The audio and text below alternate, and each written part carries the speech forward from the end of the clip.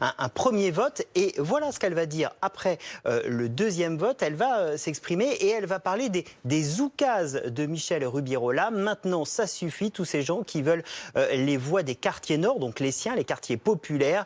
Ce combat me dépasse ma personne. Ce ne sont pas les oukases de Madame Rubirola et de Monsieur Payan, qui est son adjoint, le premier adjoint ce soir, qui me feront reculer. Les mots étaient très sévères contre Michel Rubirola. Tractation, 4 heures, comme vous le disiez, de pause, et tout d'un coup, tout le monde travaille ensemble. Samia Ghali est deuxième adjointe de Michel Rubirola. On se demande quand même si cette gauche plurielle, comme vous disiez, va pouvoir travailler ensemble.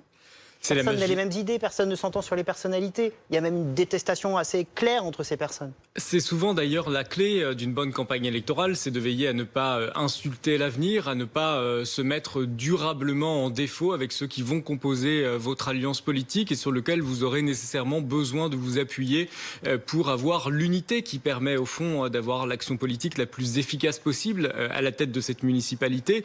Et les mots que vous avez décrits, ils sont non seulement très durs, mais ils sont ad hominem. Vous attaquez personnellement quelqu'un dont vous voulez stigmatiser l'attitude, puisque on visait ici à dénoncer en creux des pressions exercées sur Samia Ghali, qui, elle, a profité de ces pressions pour mettre en valeur les voix qu'elle représente, qu'elle incarne au cœur d'un quartier très populaire de Marseille.